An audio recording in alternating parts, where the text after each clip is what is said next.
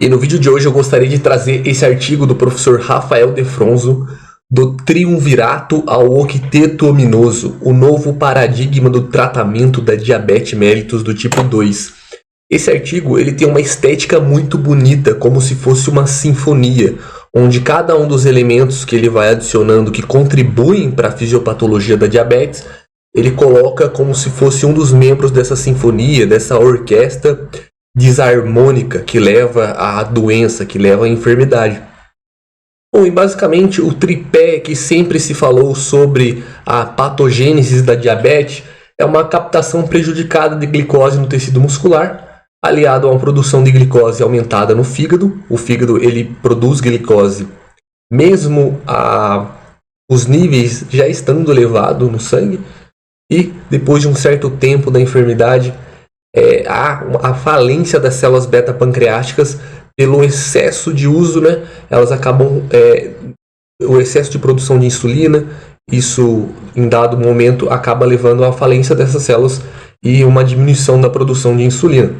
Esses fatores, aliados a fatores ambientais, comportamentais e fatores genéticos, levam à patogênese da diabetes. E o autor ele chama esses três componentes do triunvirato. É um entendimento mais clássico aí da diabetes, que é esse tripé, que é uma captação diminuída de glicose, uma produção aumentada pelo fígado e a diminuição da produção de insulina pelo pâncreas, levando a um estado hiperglicêmico. E o conceito que o autor traz nesse artigo é o do octeto ominoso, os 8 fatores que podem e contribuem no estado hiperglicêmico. E a gente vai discorrer brevemente aqui sobre cada um deles. Além dos 3 clássicos que a gente já falou, fígado, tecido muscular e as células beta-pancreáticas, o quarteto desarmonioso, né, o quarto integrante, são as células adiposas.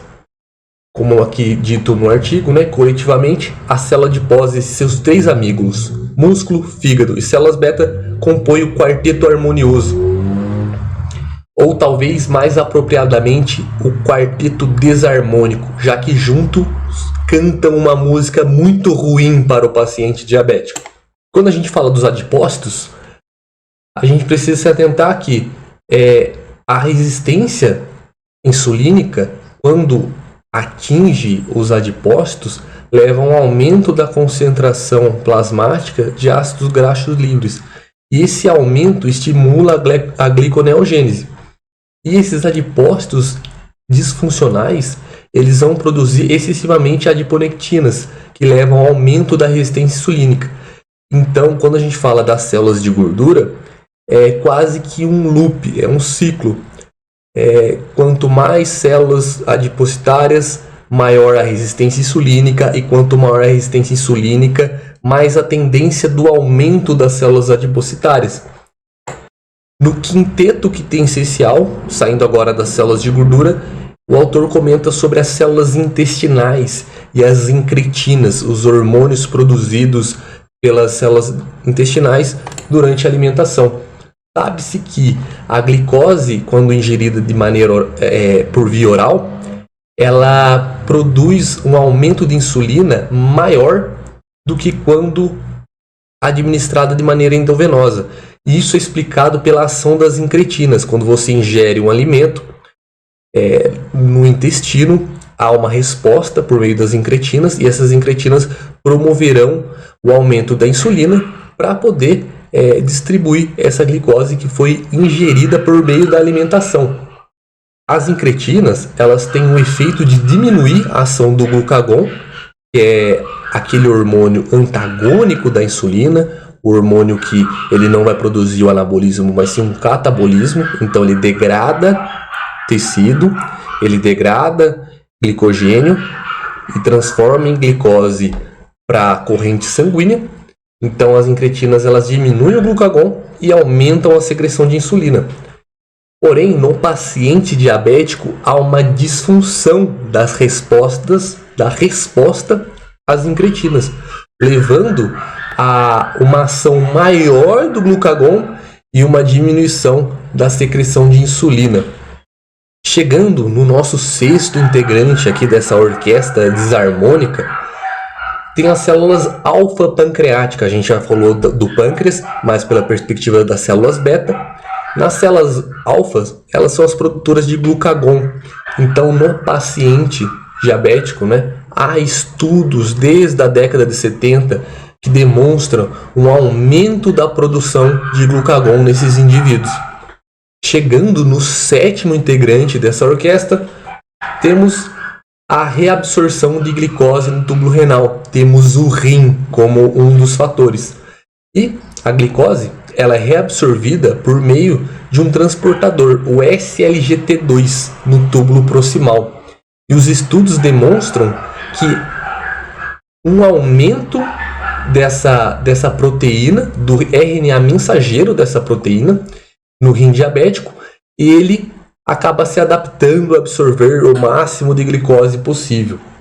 Aqui um trecho do próprio artigo, em resumo, o desenvolvimento de medicamentos que inibem a absorção tubular proximal renal de glicose fornece uma abordagem racional para o tratamento de diabetes do tipo 2. Ou seja, mesmo num estado hiperglicêmico, esse rim promove uma reabsorção aumentada de glicose.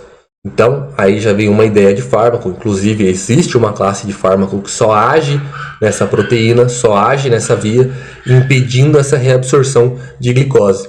Então, conforme a gente vai lendo o artigo e entendendo os 8 fatores, a gente percebe que cada um das variáveis contribuem para o estado hiperglicêmico e também podem ser alvos terapêuticos de drogas que vão atuar especificamente em cada uma dessas vias. E chegando no último integrante, do octeto aminoso, como aqui o autor mesmo diz, o último e talvez o mais importante na patogênese da diabetes tipo 2, o cérebro, que juntamente com seus companheiros formam esse sinistro octeto. Então, no artigo, ele diz que pode-se postular que a resistência à insulina nos tecidos também se estende ao cérebro.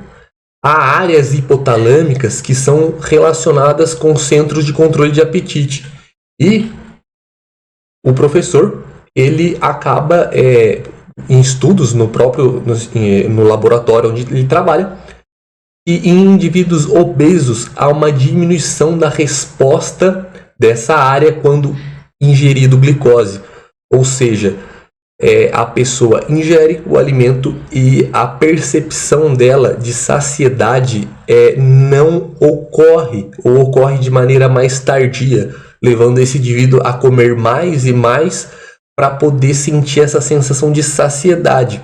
E também, além dessa parte da diminuição da resposta hipotalâmica, a gente sabe que a ingestão de alimento ela está envolvida com gatilhos dopaminérgicos, de você buscar uma recompensa. Lembrando que a dopamina faz você buscar uma recompensa e não em si sentir esse prazer.